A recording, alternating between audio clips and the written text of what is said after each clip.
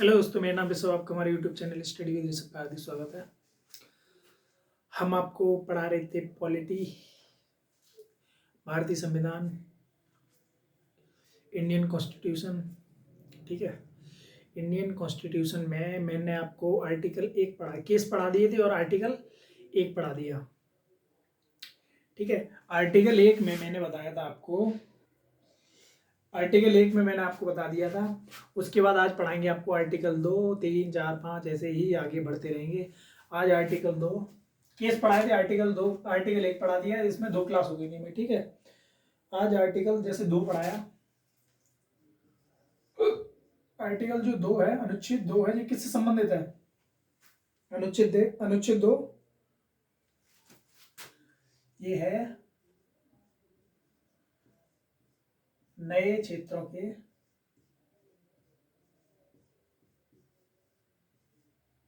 प्रवेश या स्थापना, नए क्षेत्रों में प्रवेश या स्थापना के लिए ये आर्टिकल 2 ये है। अब इसमें क्या होता है? जो नए क्षेत्रों में प्रवेश या स्थापना है, ये कौन करता है? इसी को लिख लो। इसकी स्थापना कौन करेगा? संघ। संघ बोले तो केंद्र।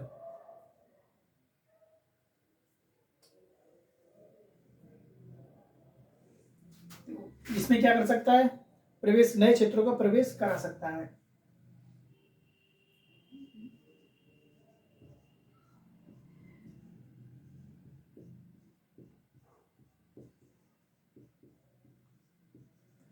नए क्षेत्रों का प्रवेश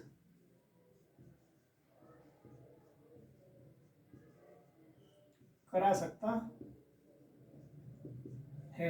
नए क्षेत्रों का प्रवेश करा सकता है। जो क्षेत्र अस्तित्व में है, जो प्रवेश जब कराएगा तो अस्तित्व में होंगे, उन्हीं उन्हीं तो कराएगा। जो क्षेत्र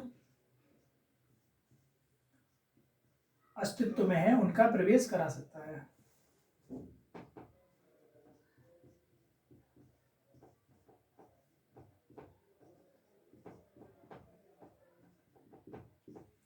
ठीक है, इसमें नए क्षेत्रों की स्थापना करा सकता है। जो संघ है वो नए क्षेत्रों की स्थापना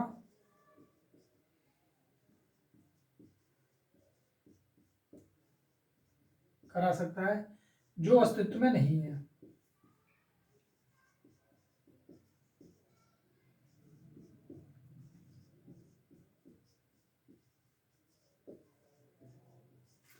ठीक है, जो संघ है, नए आर्टिकल 2 में क्या, नए क्षेत्रों के प्रवेश या स्थापना, जो संघ या केंद्र है वो नए क्षेत्रों का प्रवेश करा सकता है जो क्षेत्र अस्तित्व में है, और नए क्षेत्रों की स्थापना भी करा सकता है जो क्षेत्र अस्तित्व में नहीं है।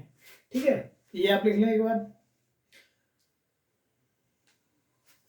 जो नए क्षेत्रों का प्रवेश करा सकता है, इसका ही जो विस्तारित रूप है आर्टिकल 3 में, इसके बारे में विस्तार से लिखा गया। आर्टिकल 3 इसका विस्तार है।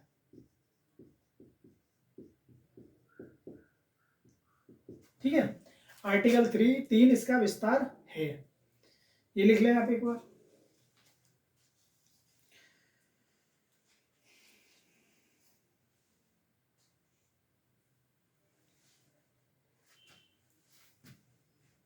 लिख लिया? देखो,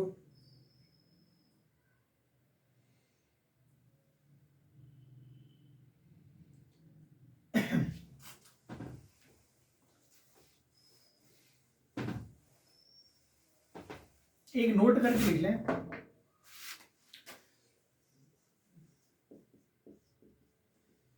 एक संविधान संशोधन हुआ था, 9वां संविधान संशोधन, 9वां 9th CA। कब हुआ था ये? 1960 में। 1960 में एक 9वां संविधान संशोधन हुआ था, जिसमें एक एक भारतीय क्षेत्र था 9 वर्ग मील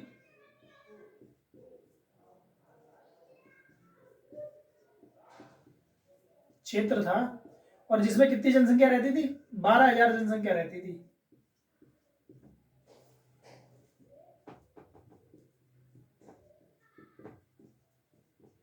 जनसंख्या निवास करती थी। भारत सरकार ने ये बांग्लादेश को दे दिया था, मतलब बांग्लादेश को।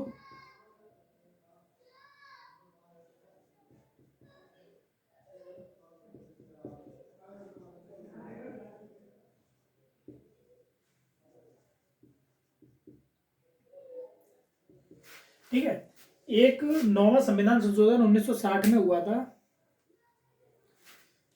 उसमें एक भारतीय जो जब बांग्लादेश एक बना, जो पहले सबसे पहले क्या था, बांग्लादेश जो जो था वो क्या, कौन सा पाकिस्तान था? पाकिस्तान दो थे, पूर्वी पाकिस्तान और पश्चिमी पाकिस्तान। ठीक है, बांग्लादेश किससे कट के बना था? बांग्लादेश हमारे पश्चिम बंगाल से कट के बना था। ठीक, तो हमारे, ये पाकिस्तान का एक पार्ट था। जब मुजीबुर रहमान ने इसे जब अलग बना लिया, अलग जो जब देश बन गया एक आंदोलन के बाद, तो इसमें भारत का भी कहीं ना कहीं सपोर्ट था। ठीक है, भारत का मतलब सहयोग था, खुल के किया सपोर्ट नहीं किया वो अलग बात है, लेकिन सहयोग तो था ही, एक नया देश बना था उसमें। फिर तो भारत सबसे ज़्यादा जो बॉर्डर शेयर है वो बांग्लादेश के साथ होता है, भारत का 4,096 किलोमीटर।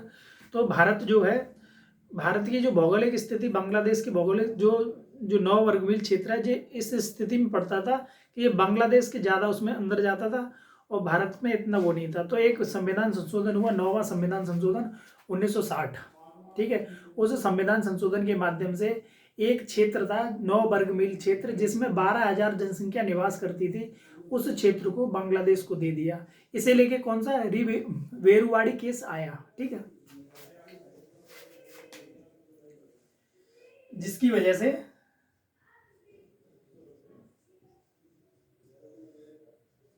कौन सा केस आया था? वेरुवाड़ी केस आया।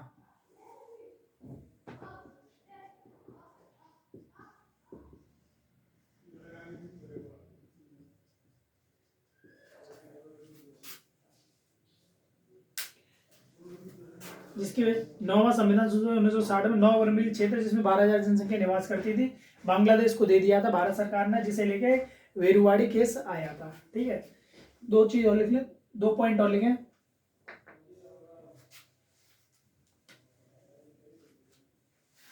जब राज्य अर्पण, 2 पॉइंट में, जैसे राज्य अर्पण, एक होता है ग्रहण, एक होता है अर्पण। अर्पण माना होता है देना।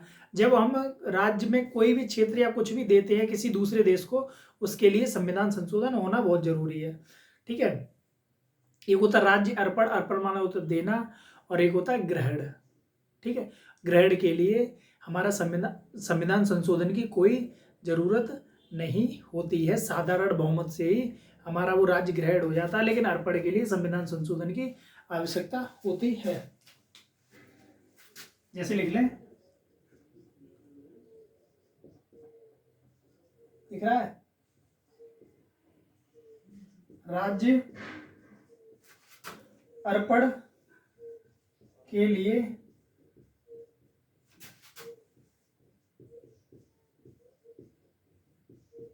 संविधान संशोधन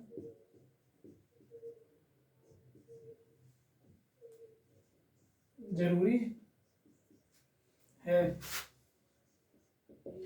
लाइट गई। ठीक, क्या बताया था? राज्य अर्पण के लिए संविधान संशोधन जरूरी है, लेकिन राज्य ग्रहण के लिए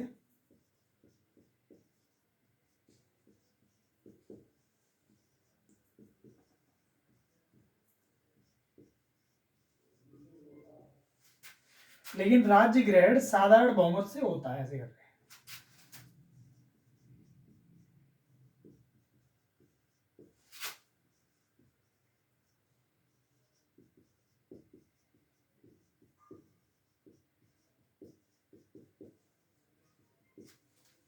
ठीक है, मैंने क्या बताया आपको? 9वां संविधान संशोधन 1960 में हुआ, जिसमें एक एक क्षेत्र था भारत का 9 वर्ग मील का क्षेत्र, वो जिसमें 12,000 जनसंख्या निवास करती थी, वो भारत सरकार ने बांग्लादेश को दे दिया। इसे लेके एक बेरुवाड़ी केस आया। फिर आगे मैंने बताया राज्य अर्पण या राज्य का कोई भी हिस्सा, कोई भी पार्ट किसी अन्य देश को देने के लिए संविधान संशोधन होना अति आवश्यक है। लेकिन राज्य ग्रहण, किसी भी देश का कोई भी हिस्सा लेने के लिए संविधान संशोधन की जरूरत नहीं होती है, वो साधारण बहुमत से राज्य ग्रहण हो जाता है। ठीक है, ये लिख लो। चला आगे।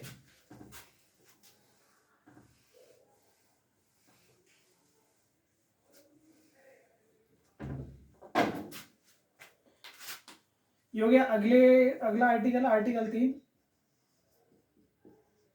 आर्टिकल 3 में क्या है? नए राज्यों का गठन। आर्टिकल 3 में है नए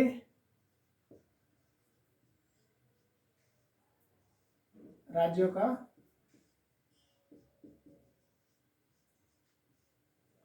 आर्टिकल 3 में क्या है? नए राज्यों का गठन। अब 3 के कई पार्ट हैं, ठीक है। उन पार्टों में क्या, जो नए राज्यों का गठन है वो किस तरह, जैसे 3A में दिया है, आर्टिकल 3A, इसके कई पार्ट हैं।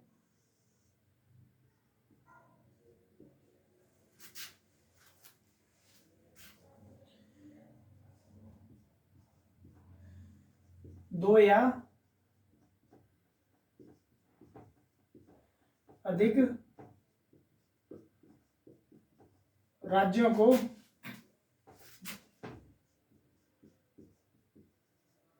जोड़कर या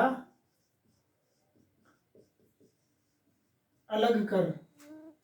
ठीक है, नए राज्यों का गठन दो या अधिक राज्यों को जोड़कर, कोई दो या दो से अधिक राज्यों ने जोड़कर या अलग करके जब नए राज्यों का गठन होता है, वो आर्टिकल 3A में आता है।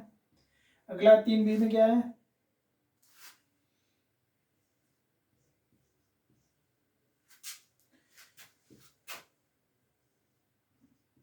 उस राज्य के क्षेत्र को बढ़ाकर,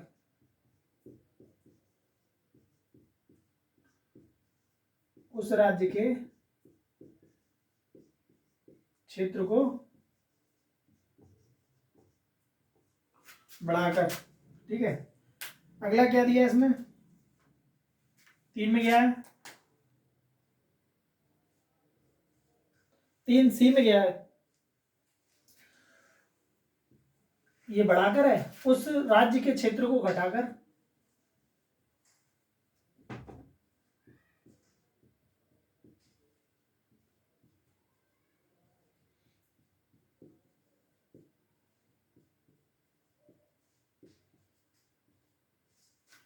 ठीक है, ये था दो या अधिक राज्यों को जोड़कर या अलग कर। इसके बाद बी में है उस राज्य के क्षेत्र को बढ़ाकर। सी में दिया उस राज्य के क्षेत्र को घटाकर। आर्टिकल 3D में क्या दिया है?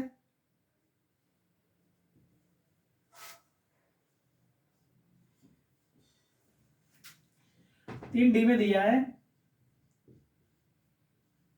सीमा क्षेत्र में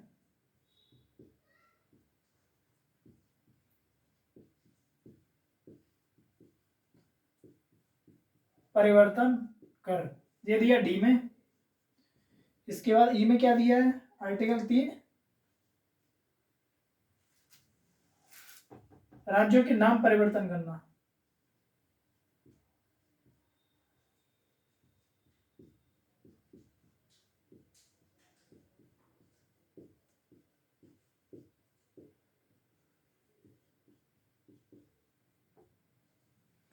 इसमें मैंने आपको बताया आर्टिकल 3 में क्या दिया, नए राज्यों का गठन। 3A में दिया दो या अधिक राज्यों को जोड़कर या अलग कर। अगला बी में दिया उस राज्य के क्षेत्र को बढ़ाकर। सी में दिया उस राज्य के क्षेत्र को घटाकर। और डी में दिया सीमा क्षेत्र में परिवर्तन करके। और ई में दिया है उस राज्य का नाम, किसी राज्य का नाम परिवर्तन, नाम में परिवर्तन, राज्यों के नाम में परिवर्तन करना। ये दिया, लिख लें एक बार।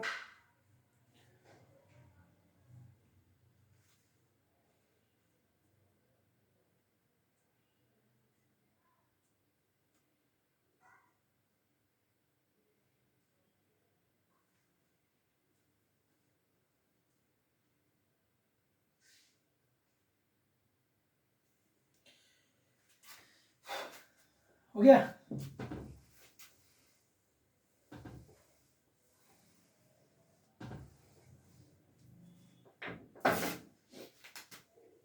अब आर्टिकल 3 की प्रक्रिया क्या होती है? आर्टिकल 3 में प्रक्रिया क्या होती है? नया राज्य का गठन कैसे होता है?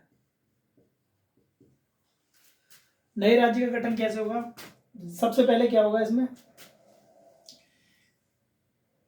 एक नए राज्य का विधेयक पास होगा। नए राज्य का विधेयक पास होगा। नए नए राज्य का विधेयक पास होगा। उसके बाद ये पहुंचेगा कहाँ? राष्ट्रपति के पास। ठीक है, नए राज्य का विधेयक पास हुआ। विधेयक और पास होने के बाद राष्ट्रपति की सिफारिश ली जाएगी। क्या होगा? राष्ट्रपति की सिफारिश।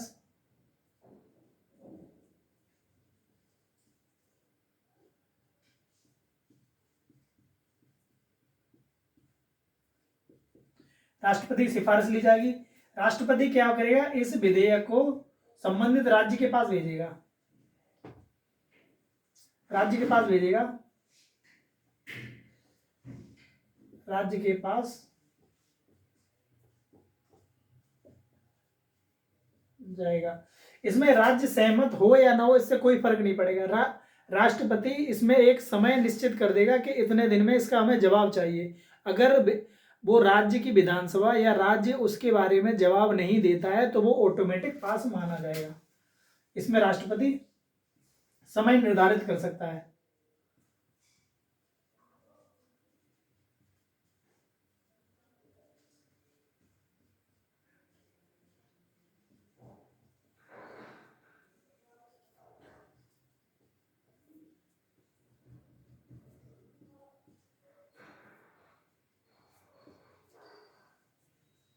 ठीक है, इसके बाद ये विधेयक ये कहाँ पे जाएगा?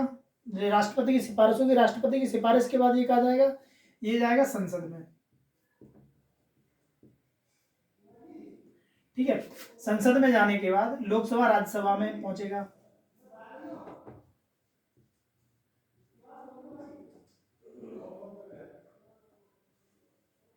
लोकसभा राज्यसभा में पहुंचेगा। लोकसभा में ये साधारण बहुमत से पास होगा।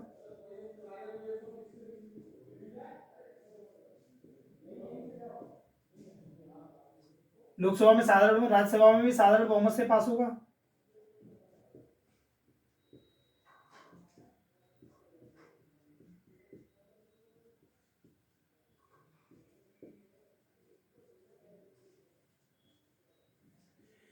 लोकसभा राज्यसभा में साधारण बहुमत से पास हो जाने के बाद फिर ये कहां पहुंचेगा? पास ये हो गया। पास के बाद पहुंचा ये, फिर राष्ट्रपति के पास पहुंचा।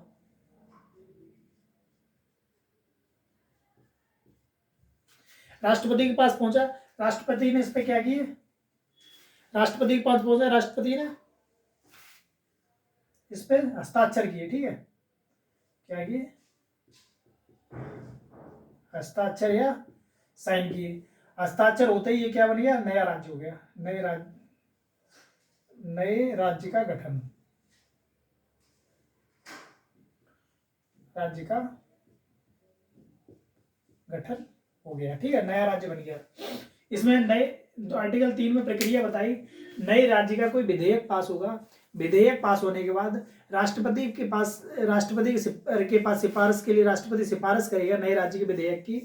फिर वो राष्ट्रपति संबंधित राज्य के पास भेजेगा। वो राज्य इसके लिए सहमति दे या न दे इससे कोई फर्क नहीं पड़ेगा। राष्ट्रपति इसके लिए एक निर्धारित समय निर्धारित कर सकता है कि आपको इतने दिन में जवाब देना है। अगर वो राज्य जवाब नहीं देता है तो उसे पास माना जाएगा। ठीक, उसके बाद फिर वो संसद के पास जाएगा वही विधेयक। संसद में लोकसभा राज्यसभा दो होते हैं। लोकसभा में साधारण बहुमत से पास होगा, राज्यसभा में साधारण बहुमत से पास होगा। दोनों में पास होने के बाद फिर राष्ट्रपति के पास जाएगा। राष्ट्रपति उस पर साइन करेगा, हस्ताक्षर करेगा। हस्ताक्षर करने के बाद एक नए राज्य का गठन हो जाता है। ठीक है, लिखने के बाद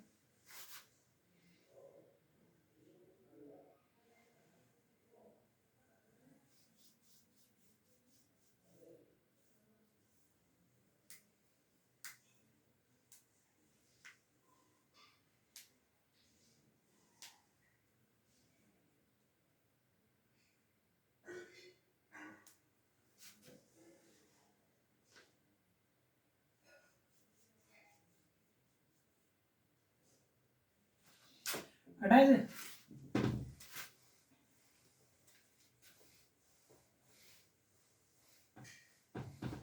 इसके बाद आया आर्टिकल 4।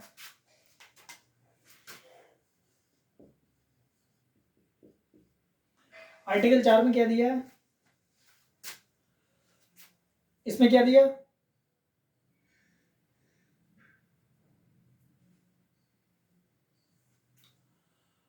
इसमें दिया है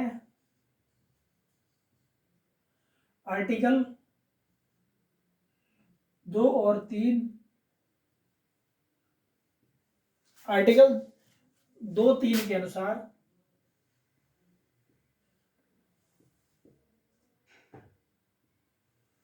आर्टिकल 2-3 के अनुसार अनुसूची, आर्टिकल 2-3 के अनुसार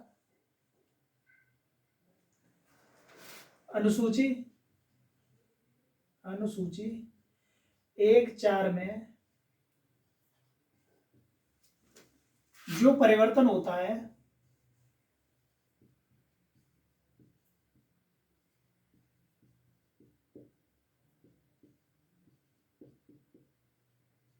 आर्टिकल 2-3 के अनुसार अनुसूची 1-4 में जो परिवर्तन होता है वो संविधान संशोधन 368 में नहीं गिना जाएगा, वो संविधान संशोधन 368 द्वारा नहीं माना जाएगा। होता है वह संविधान संशोधन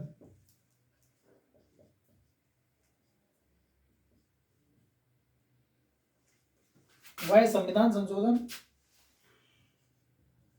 368 आर्टिकल 368 द्वारा नहीं माना जाएगा।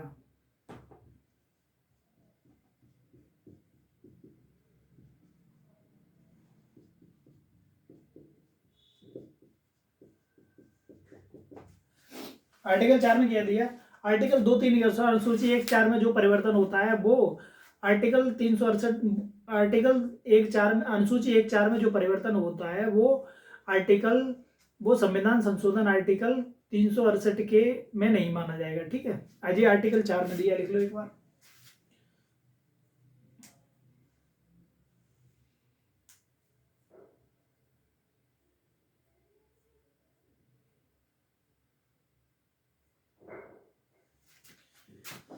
उसके बाद नोट करके लिख लो।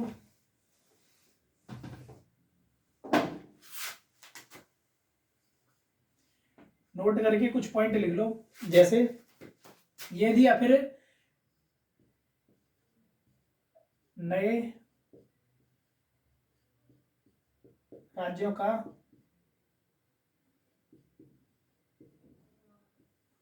गठन। ठीक है, नए राज्यों के गठन की हुई मांग, नए राज्यों का गठन, नए राज्यों के गठन की मांग हुई। मांग के बाद एक समिति बनी थी, धर समिति।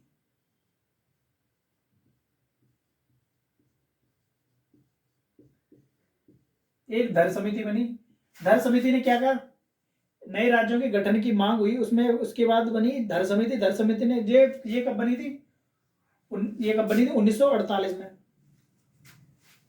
1948 में बनी,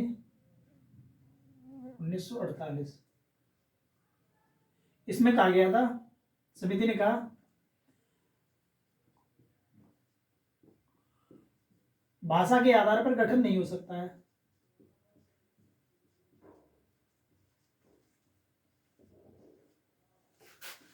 भाषा के आधार पर गठन नहीं हो सकता। धर समिति बनी, धर समिति ने कहा भाषा के आधार पर राज्य का गठन नहीं हो सकता। उसके बाद बनी जेवीपी गठन, जेवीपी समिति, जेवीपी समिति जे कब बनी, 1948 में।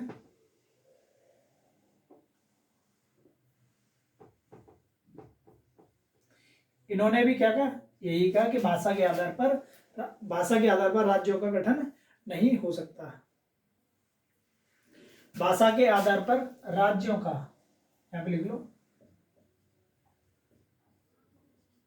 राज्यों का गठन नहीं हो सकता। ठीक है, ये दो हो गए। इसके बाद फिर क्या हुआ, 1948 में धर समिति और जेवीपी समिति बनी। इसके बाद आई क्या, एक स्थापना हुई राज्य पुनर्गठन आयोग की स्थापना हुई। फिर बना क्या, राज्य पुनर्गठन आयोग।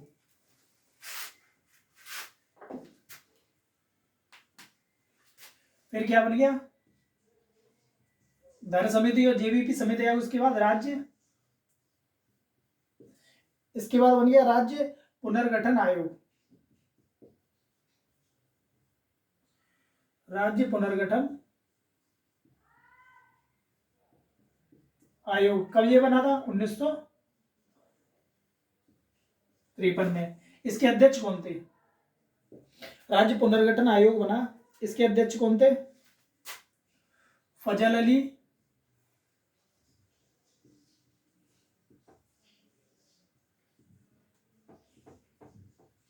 इसके, अच्छा ऐसे लिखो, इसके अध्यक्ष, राज्य पुनर्गठन आयोग बना, इसके अध्यक्ष पूछे आते। ठीक है,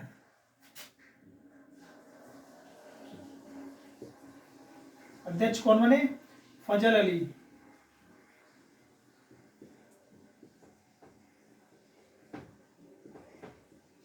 और इसके सदस्य कौन थे, कौन बने सदस्य, हृदयनाथ कुजरू, और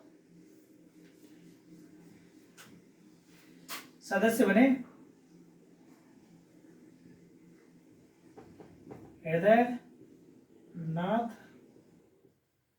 कुजरू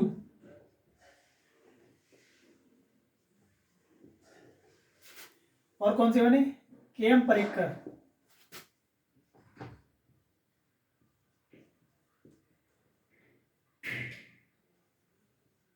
के एम परिक्कर, ठीक है। इसके बने कौन, परिक्कर, परिक्कर इसके सदस्य बने। एक राज्य पुनर्गठन आयोग की स्थापना हुई और वो 1953 में, इसके अध्यक्ष फजल अली और सदस्य हृदयनाथ कुजरू और के एम परिक्कर बने। ठीक है, इसने क्या किया, इसने सिफारिश क्या की, इसने सिफारिश की, क्या सिफारिश की इसने,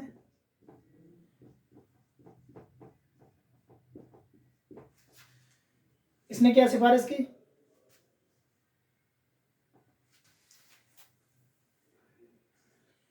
जो नए राज्य का गठन, जो नया राज्य है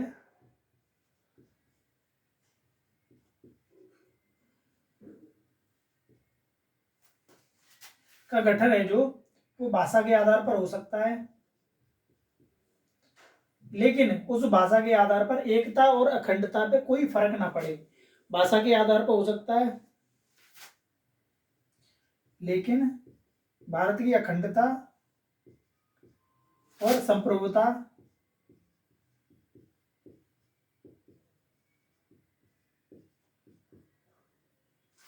अखंडता और संप्रभुता पर कोई फर्क ना पड़े। ठीक है, ये लोक कल्याण,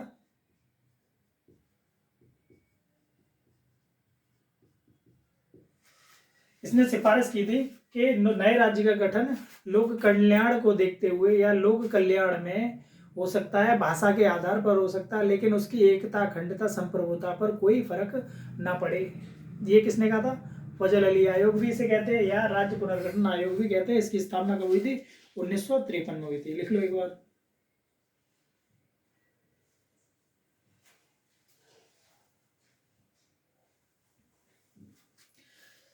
अब जो लिख लिया,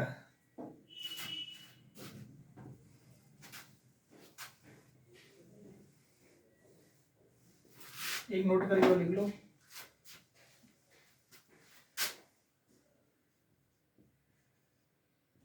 अब जो नए राज्य और यूटी बनते हैं, राज्य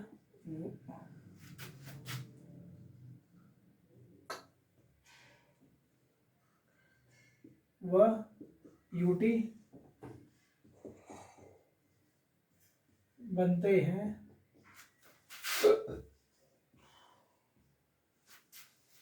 वह है राज्य, जो नए राज्य और यूटी बनते हैं वो राज्य पुनर्गठन आयोग, पुनर्गठन आयोग 1956 से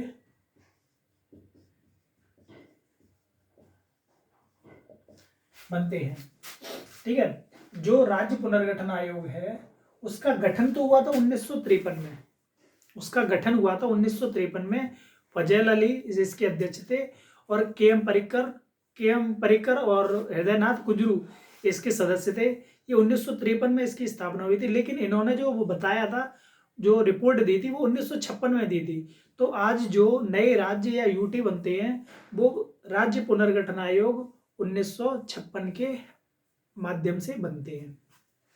इसे राज्य पुनर्गठन आयोग भी कहते हैं या फजल अली आयोग भी कहते हैं। जो इनके अध्यक्ष थे उन्हीं के नाम पे इस आयोग को भी जाना जाता है। एग्जाम में इस तरह से पूछा जाता है। ठीक,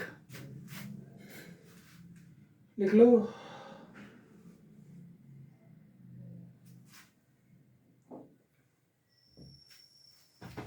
अब जो 1950 में थे वो राज्य किस तरह से थे वो बता रहे हैं आपको। ठीक,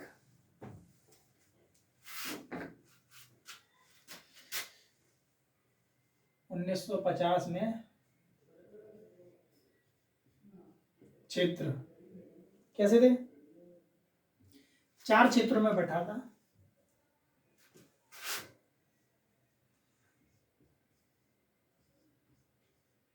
क्षेत्र ए,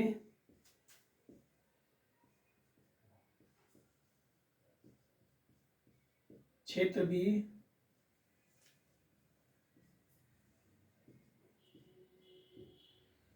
क्षेत्र सी,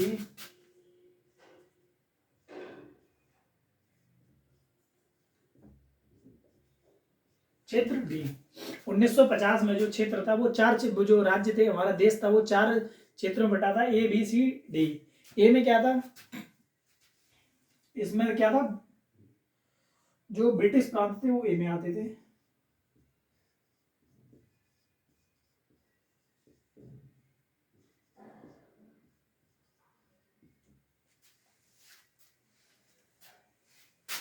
बी में क्या आता था? बड़ी रियासत है।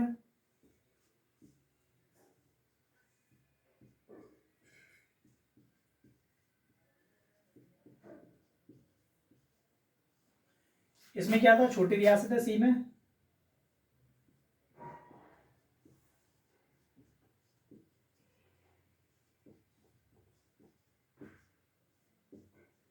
इसमें क्या था? अंडमान निकोबार का, अंडमान और निकोबार द्वीप समूह।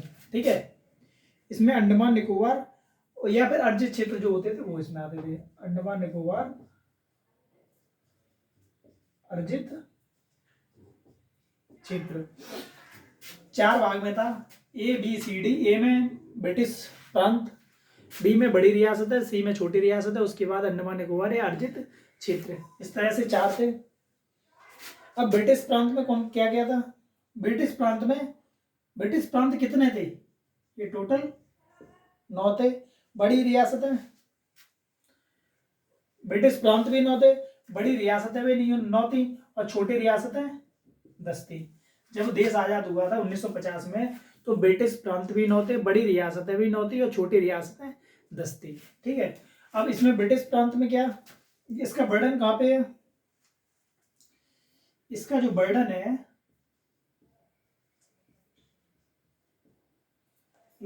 वो है भाग 6 में। अच्छा, इसके प्रमुख कौन होता है? जो ब्रिटिश प्रांत था इसके प्रमुख कौन होते थे? गवर्नर।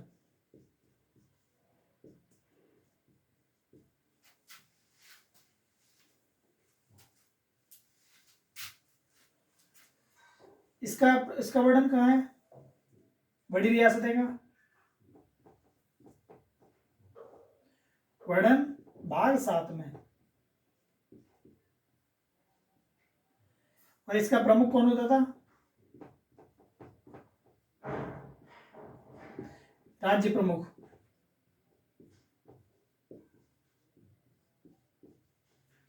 ठीक है। इसमें बड़ी रियासतों में कितने, इसका बर्डन किसमें, भाग 7 में इसका प्रमुख राज्य प्रमुख होता था।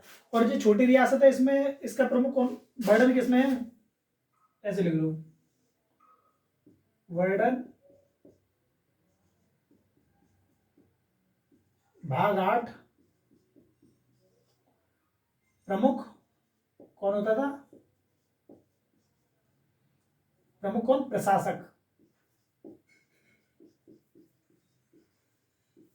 प्रमुख कौन होता था, प्रशासक होता था। हमारा जो देश था वो चार चार पार्टों में बटा हुआ था, क्षेत्र ए, क्षेत्र बी, क्षेत्र सी, क्षेत्र डी। ए में क्या होता था, ब्रिटिश प्रांत, बी में बड़ी रियासत है, सी में छोटी रियासत है, डी में अर्चित क्षेत्र या अंडमान निकोबार द्वीप समूह। उसके बाद बड़ी रियासतों का वर्णन किसमें, भाग 6 में, और वो ब्रिटिश प्रांत का भाग 6 में, बड़ी रियासतों का वर्णन था भाग 7 में, और उसका छोटी रियासतों का भाग 8 में। बड़ी रियासतों के जो प्रमुख था उन्हें कहते थे गवर्नर, और वो ब्रिटिश प्रांत के जो प्रमुख था उन्हें कहते थे गवर्नर, बड़ी रियासतों को कहते थे राज्य प्रमुख, और छोटी रियासतों के प्रमुख को कहते थे प्रशासक। ठीक, मैंने आपको इतना करा दिया, अब आप आगे देखें। हाँ, एक फिर इनका क्या हुआ, जो 4 थे इसके बाद आगे क्या हुआ, आगे देख रहे हैं यहाँ पे,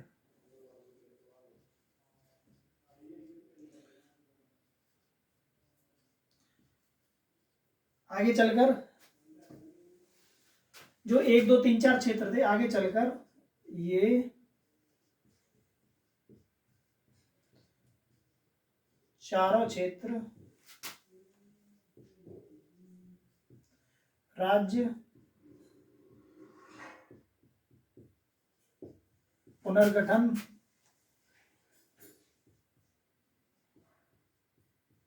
आयोग 1956 के माध्यम से, 1956 के माध्यम से या के द्वारा, दिख रहा है, 14 राज्य व 6 यूटी, यूपी ले दिया, 6 यूटी में परिवर्तन हुए। ठीक है, जो 4 क्षेत्र थे वो 4 क्षेत्र, ये आगे चलकर चारों क्षेत्र राज्य पुनर्गठन आयोग 1956 के माध्यम से, या राज्य पुनर्गठन आयोग 1956 के द्वारा 14 राज्य व 6 यूटी में परिवर्तित हुए, या इनका परिवर्तन हुआ। ठीक, एक बार ये लिख लें आप।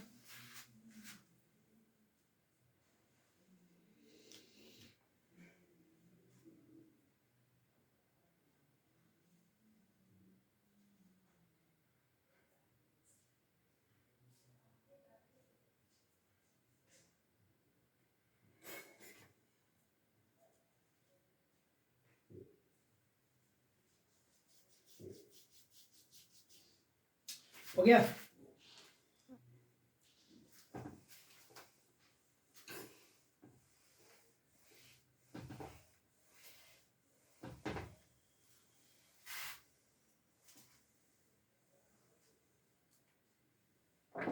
अच्छा, नए राज्य कब कब बने, नए राज्य,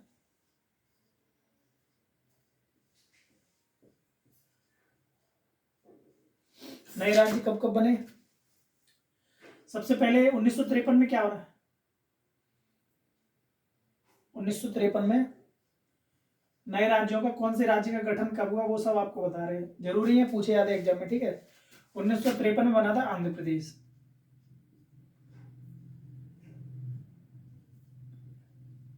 राज्य पुनर्गठन आयोग जब इसका गठन हुआ था तो तभी बन गया था आंध्र प्रदेश। उसके बाद 1956 में क्या बना, 1956 में जब इसकी जब ये लागू हुआ था तो 14 राज्य 6 यूटी बने थे, जो चारों प्रांत मिला के, एंड 6 यूटी। ठीक है, 1956 में 14 राज्य व 6 यूटी बन गए। उसके बाद फिर क्या हुआ, 1960 में महाराष्ट्र महाराष्ट्र से गुजरात अलग हुआ, महाराष्ट्र और गुजरात ऐसे लिख लो 1960 में। ठीक है, 60 के बाद जब हम चलेंगे 1963 में क्या बना, नागालैंड।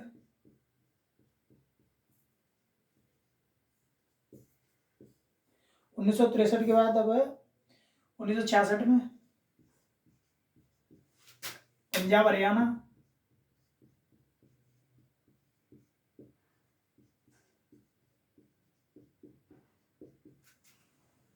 1960 में 66 में पंजाब हरियाणा बना।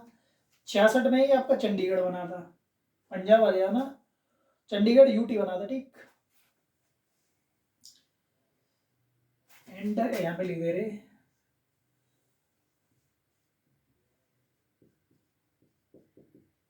चंडीगढ़ यूटी बना। ठीक, 1966 में ही। 1971 में हिमाचल प्रदेश।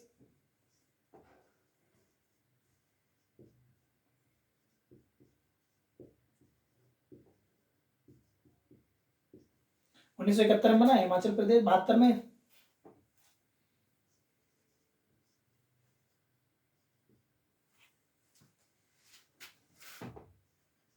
मणिपुर, अगला त्रिपुरा, अगला मेघालय।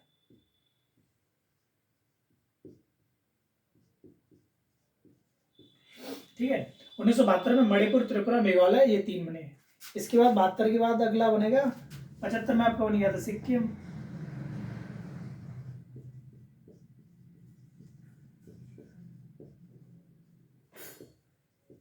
दिख रहा है, 1975 में बन गया सिक्किम।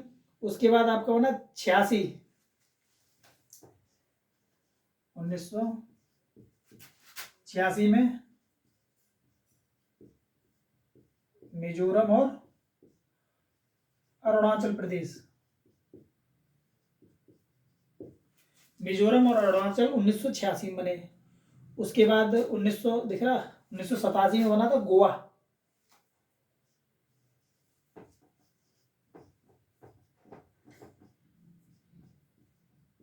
उन्नीस सौ सतासी बन गया गोवा। गोवा बनने के बाद इतने लिख लिए।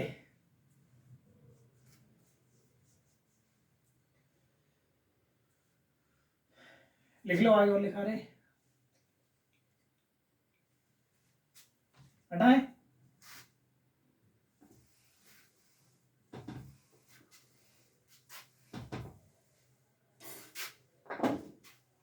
क्या गोवा हो गया था।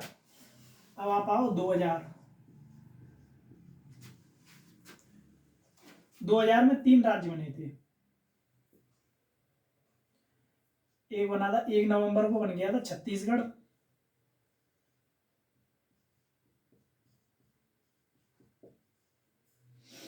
इसके बाद 9 नवंबर को बना था 9 नवंबर को उत्तराखंड।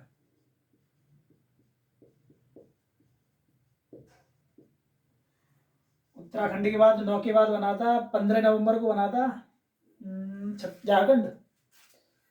15 नवंबर को बना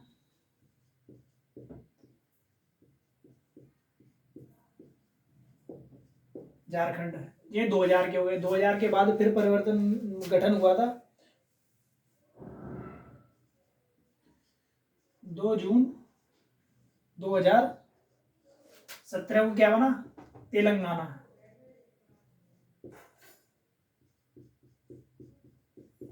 2 जून 2017 को बना तेलंगाना। फिर 31 अक्टूबर 2019 को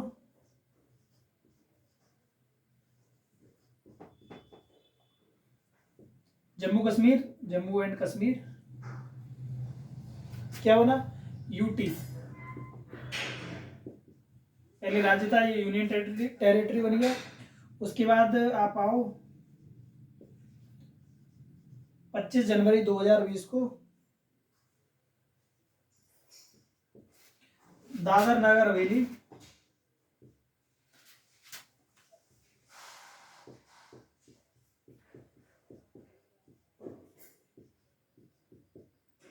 और दमन द्वीप एक हो गए।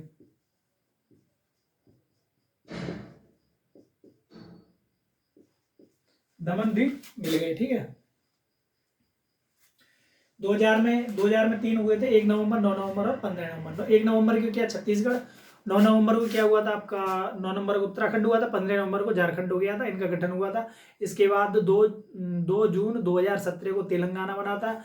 उसके बाद 31 अक्टूबर 2019 को क्या बना गया था, जम्मू कश्मीर एक यूटी बना था। उसके बाद 25 जनवरी 2020 इसको क्या बना था, 25 जनवरी 2020 को दमन द्वीप और दादर नगर हवेली एक हो गए थे। 25 जनवरी 2020 को दमन द्वीप दादर नगर हवेली, ये भी लिख लो एक बार।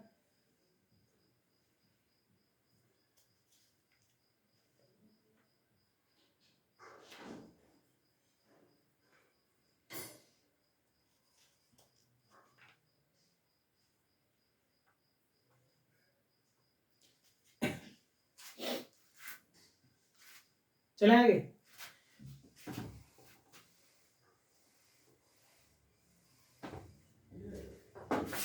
अगले हम देखेंगे नामों में परिवर्तन।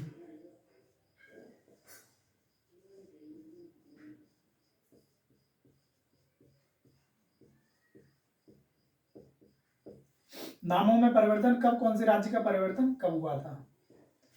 जैसे पहला हम लिखेंगे संयुक्त प्रांत।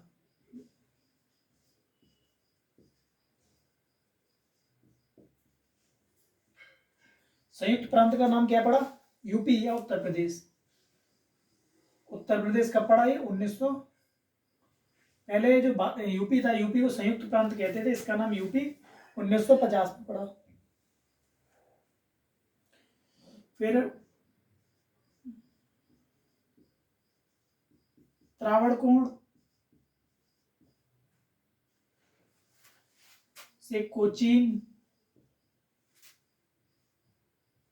पहले त्रावणकोर नाम था, फिर कोचीन, कोचीन से फिर नाम हुआ केरल।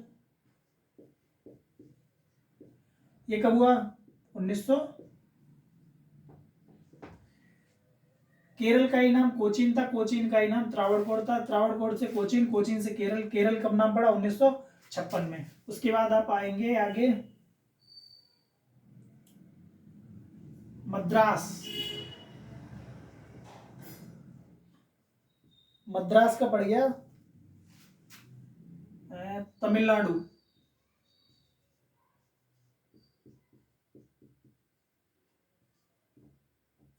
ये कब पड़ा, 1969, 1969 में। मद्रास का तमिलनाडु 1969 में। उसके बाद पड़ा आपका मैसूर। मैसूर के टीपू सुल्तान। मैसूर का पड़ा कर्नाटक, करवाई नाटक का पड़ा 1973 में। इसके बाद अगला नाम परिवर्तन हुआ था, कौन है, लक्षद्वीप का हुआ था। पहले सबसे पहले लक्षद्वीप को कहते थे क्या, लक्षद्वीप, लक्षद्वीप।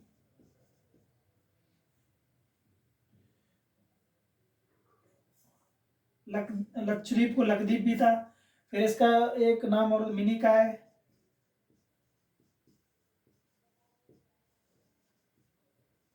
और अमीनी द्वीप।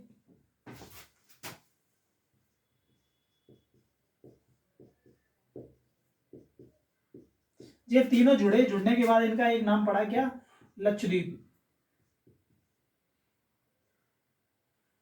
लक्षद्वीप ये कब पड़ा, 1973 में, ठीक है। ये लक्षद्वीप, मिनी काय और अमीनी द्वीप, ये तीनों जुड़ने के बाद एक नाम पड़ा लक्षद्वीप। लक्षद्वीप कब पड़ा, 1973 में। फिर इसके आगे आप जाएंगे, फिर दिल्ली।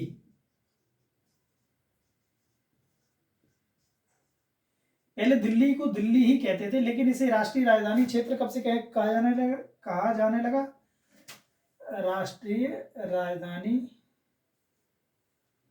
क्षेत्र दिल्ली 1991 से। दिल्ली को पहले दिल्ली कहते थे, लेकिन इसमें राष्ट्रीय राजधानी क्षेत्र दिल्ली 1991 में ये इसका नाम पड़ा, ठीक है। उसके बाद और दिख रहा है आपको, चलो इसे बिगाड़ेंगे।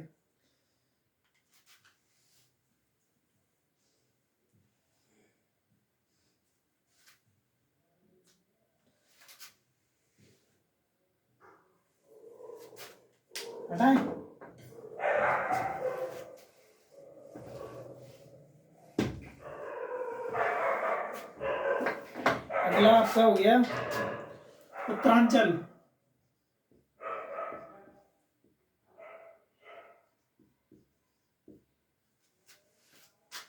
उत्तरांचल का नाम पड़ा उत्तराखंड।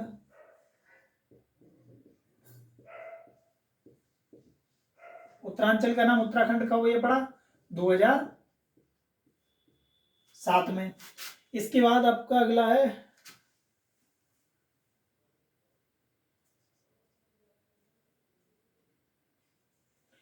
पांडिचेरी।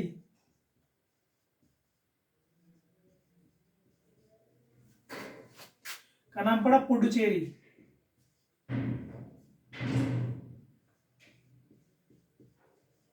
पांडिचेरी का नाम पुडुचेरी पड़ा 2006 में। पांडिचेरी का नाम पुडुचेरी पड़ा 2006 में।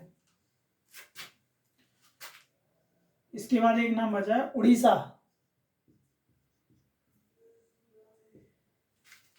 का नाम पड़ा ओडिशा। ये नाम कब मिला? 2011 में। ठीक है। सबसे पहले उत्तरांचल का नाम उत्तराखंड 2007 में, पांडिचेरी का नाम पुडुचेरी 2006 में, उसके बाद उड़ीसा का नाम ओडिशा पड़ा 2011 में। ये आपको करा दी नामों में परिवर्तन। अब आपको क्या बचा इसमें? नामों में परिवर्तन हो गया। अगला आपका करा दे क्या?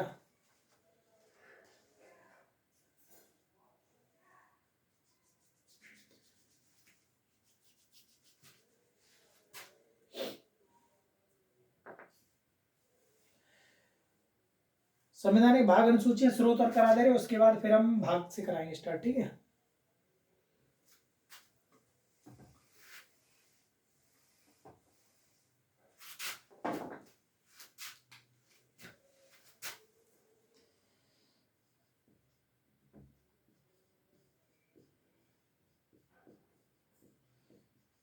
संविधान के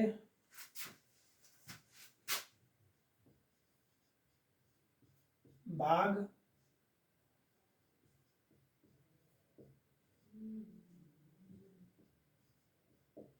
अनुच्छेद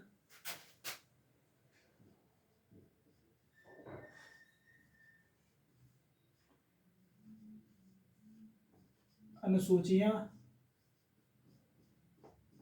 अब इनके बारे में क्रम से पढ़ेंगे। सबसे पहले भाग पढ़ेंगे, फिर अनुच्छेद पढ़ेंगे, फिर अनुसूचियां पढ़ेंगे, उसके बाद स्रोत पढ़ेंगे। ठीक है। तो इसमें सबसे पहले आपको एक शॉर्ट में कराया गया है। ठीक है। जो संविधान है, जो हमारा संविधान है, ये क्या है? ये एक सर्वोच्च विधि है। ठीक है। संविधान हमारा सर्वोच्च विधि है। इसे लागू कब किया गया था? संविधान को अपनाया कब था? अपनाया था 26 नवंबर 1949।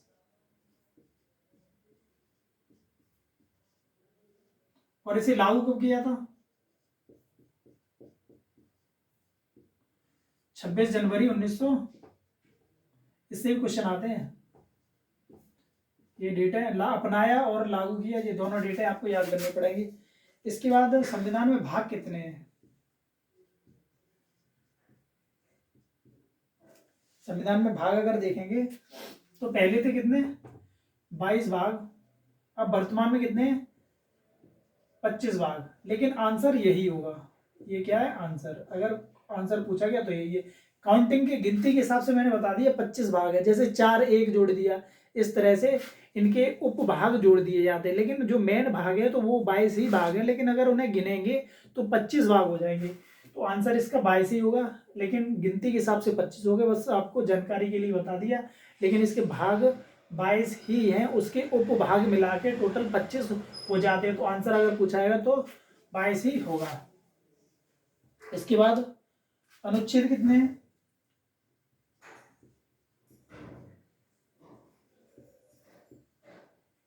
जो मूल संविधान था उसमें अनुच्छेद थे। जो मूल संविधान था उसमें अनुच्छेद थे, दिख रहा है 395। लेकिन वर्तमान में कितने हैं? 470। लेकिन आंसर है वो, आंसर यही होगा। जो अनुच्छेद है वो 395 है, लेकिन गिनती अगर इनकी की जाएगी काउंटिंग, जैसे पार्ट 1 जैसे 3 1 3 2 3 4 या 19 A B C D इस तरह से गिनेंगे तो 470 अनुच्छेद हो जाते हैं। टोटल आर्टिकल 470 हो जाते हैं, लेकिन जब आंसर पूछा जाएगा तो 395 ही हमेशा सही होगा। अनुसूचियां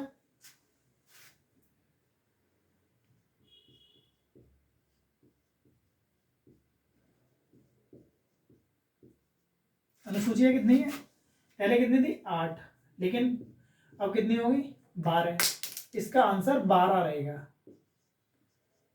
क्योंकि अनुसूचियों को जैसे 8 का पार्ट करके नहीं जोड़ा गया कि 8 1 8 2 8 3 या 7 1 2, वो सीधा 9वीं 10वीं 11वीं 12वीं इस तरह से अनुसूचियां सीधी सीधी जोड़ी गई हैं। और जो अनुच्छेद हैं वो जैसे 395 1 4 A B C D 25 ABC इस तरह से जोड़ा गया तो 470 हो जाते हैं। ऐसे ही भाग हैं, 22 भाग हैं, लेकिन जब उन्हें जोड़ें और उनके उपभाग जोड़ लेंगे तो ये हो जाते हैं 25। इसके बाद अनुसूचियां 8 हैं, लेकिन इन संविधान संशोधन के बाद अनुसूचियां और जोड़ देंगे 4 तो हो जाती हैं टोटल 12। मूल संविधान में 8 थी।